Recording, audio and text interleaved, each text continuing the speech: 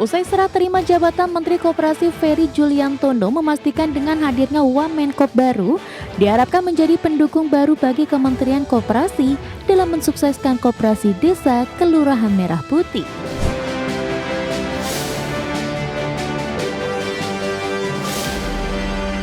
Pemirsa, Kementerian Koperasi melakukan serah terima jabatan Wakil Menteri Koperasi yang baru dilantik Presiden Prabowo Subianto.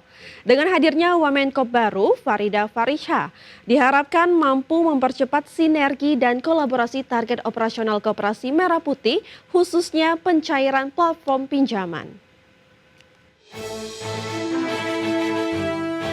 Menteri Koperasi Ferry Juliantono yang sebelumnya menjabat Wakil Menteri Koperasi melakukan serah terima jabatan dengan Wakil Menteri Koperasi baru yakni Farida Farisha.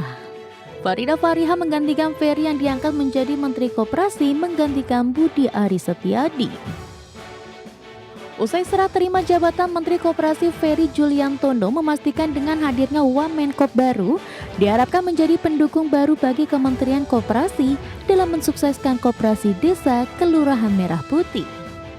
Menjadikan koperasi kembali menjadi sokoguru perekonomian nasional, menjadi badan usaha yang mampu mengejar ketinggalan dari badan usaha yang lain, dan secara khusus untuk kegiatan tahap operasionalisasi koperasi desa Kelurahan Merah Putih ini, kita sudah sebenarnya dari sejak minggu lalu sudah melaksanakan tahap sosialisasi tata cara pencairan plafon pinjaman yang sudah disediakan oleh bank-bank himbara. Sekaligus juga kita sudah melakukan sosialisasi kepada dinas-dinas, satgas di tingkat provinsi dan kabupaten kota untuk mensosialisasikan tata cara pembuatan proposal bisnis dari setiap koperasi desa Kelurahan Merah Putih. Diharapkan pada bulan Oktober mendatang terdapat 20.000 koperasi desa sudah dapat beroperasi secara efektif. Pada kesempatan yang sama, Wakil Menteri Koperasi Farida Farisha menegaskan komitmennya dalam memperkuat peran koperasi demi kesejahteraan rakyat Indonesia, khususnya menjadikan Kopdeskel Merah Putih menjadi tulang punggung perekonomian rakyat sekaligus pilar penting pembangunan bangsa. Saya lahir di desa, besar di organisasi yang tentu saja sangat lekat dengan kebersamaan dan kegotong royongan. Terkait dengan koperasi, di organisasi kami juga ada koperasi. Saya di Fatayat NU ada koperasi juga, Bapak. Di Perempuan Bangsa juga ada koperasi perempuan. Jadi saya kira pengalaman-pengalaman dan proses-proses itu bisa melengkapi, nanti bermanfaat untuk kinerja-kinerja di sini. Tentu saja sesuai dengan arahan dari Bapak Menteri. Di sisi lain, saat ini salah satu fokus utama Kementerian Koperasi adalah operasionalisasi Kopdes Merah Putih, khususnya tahap sosialisasi tata cara pencairan plafon pinjaman berjalan secara efektif. Dari Jakarta, Ade Firmansyah, IDEX Channel. Kita ke informasi pertama, pemirsa. Pemerintah bersama Badan Anggaran DPR RI sepakat memperlebar defisit dalam rancangan APBN 2026. Salah satu faktor utama yang mendorong keputusan ini adalah adanya penambahan alokasi anggaran untuk transfer ke daerah yang naik 43 triliun rupiah. Rapat kerja Badan Anggaran atau Banggar DPR RI dengan Menteri Keuangan Purbaya Yudi Sadewa menyepakati penambahan defisit rancangan APBN 2026. Laporan panja dan pengambilan keputusan tingkat 1 RUU APBN 2026 mengungkapkan defisit APBN 2026 dipatok sebesar 689,1 triliun atau 2,68% dari produk domestik bruto. Angka ini meningkat dibanding rancangan awal yang hanya 638,8 triliun atau 2,48% dari PDB. Ketua Banggar DPR RI Said Abdullah menyebut, tambahan defisit ini dialokasikan untuk transfer ke daerah dan sebagian untuk belanja pemerintah pusat. Poster terbaru APBN 2026 menunjukkan kenaikan belanja negara sementara target pendapatan tetap.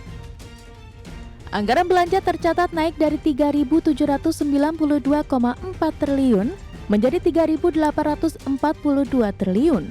Sedangkan target pendapatan negara tidak berubah di angka 3.153,6 triliun. Persentase defisit terhadap PDB yang awalnya 2,48 kini menjadi penyesuaiannya 2,68% atau ada kenaikan 0,2%. Pembiayaan tentu akan mengalami perubahan dari 638.807,6 menjadi 689.147,9. Dalam APBN 2026, rincian belanja negara memperlihatkan belanja kementerian lembaga naik dari 1.498,3 triliun menjadi 1.510,5 triliun. Sementara itu belanja non-KL justru turun tipis dari 1.644,1 triliun menjadi 1.639,2 triliun. Di sisi lain, anggaran transfer ke daerah mengalami lonjakan signifikan dari 650 triliun menjadi 693 triliun rupiah. Dari Jakarta, Raharjo Patmo, IDX Channel. Usai tambahan APBN 2026 disetujui Banggar DPR RI, Menteri Keuangan Purbaya Yudisadewo memastikan kesiapannya menambah program bantuan sosial bagi masyarakat. Purbaya menjelaskan bahwa selain beras 10 kg, bantuan pangan juga akan ditambahkan dengan minyak goreng 2 liter per bulan. Selain itu, Menkyu juga akan mengevaluasi belanja kementerian dan lembaga yang tidak terserap untuk dapat dialihkan ke program langsung bagi masyarakat. Seperti diketahui, Banggar DPR RI meminta agar pagu stimulus 16,23 triliun yang digelontorkan pemerintah benar-benar diarahkan untuk memperkuat daya beli masyarakat miskin dan rentan miskin. Kami akan monitor terus pembelanjaan pemerintah sampai dengan akhir Oktober ini.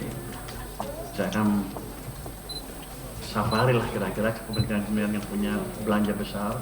Saya akan monitor mereka bisa serap nggak sampai akhir tahun. Begitu kita perkirakan sampai akhir tahun kira-kira nggak bisa serap, uangnya akan kami ambil, kami sebarkan ke program. Sementara itu pemirsa, kalangan ekonom menilai perubahan RAPBN 2026 harus tetap memprioritaskan pemanfaatan anggaran untuk kebutuhan masyarakat. Kepala Pusat Makroekonomi dan Keuangan Indef, M. Rizal Taufikur Rahman menegaskan banyaknya penambahan anggaran dalam revisi RAPBN 2026 yang disepakati Badan Anggaran DPR RI menandakan bahwa pemerintah tetap mengandalkan anggaran APBN sebagai pendorong peningkatan daya beli dan pertumbuhan ekonomi secara nasional. Namun Indef mewanti-wanti agar penggunaan APBN harus sesuai dengan peruntukan yang langsung bisa dirasakan masyarakat. Sementara khusus untuk anggaran belanja negara yang mencapai 3.842 triliun rupiah, perlu adanya pengawasan yang ketat dan sistem transparansi dan akuntabel agar tidak ada kebocoran anggaran. Selain menjaga disiplin fiskal ya dalam koridor batas defisit kurang dari 3%, maka ini menandakan kombinasi antara pro pertumbuhan, namun tetap harus dihitung ya, dengan tetap bertumpu pada konsumsi domestik. Itu yang penting, konsumsi domestik, kemudian penguatan ketahanan serta sinyal-sinyal prudent atas fiskal. Karena kebijakan Menteri Keuangan saat ini ya, terutama di dalam memanage fiskal, tentu akan berbeda gitu, dengan pengolahan fiskal waktu Bu Sri Mulyani ya, terutama prioritas-prioritas yang ditekankan dan juga prioritas-prioritas yang akan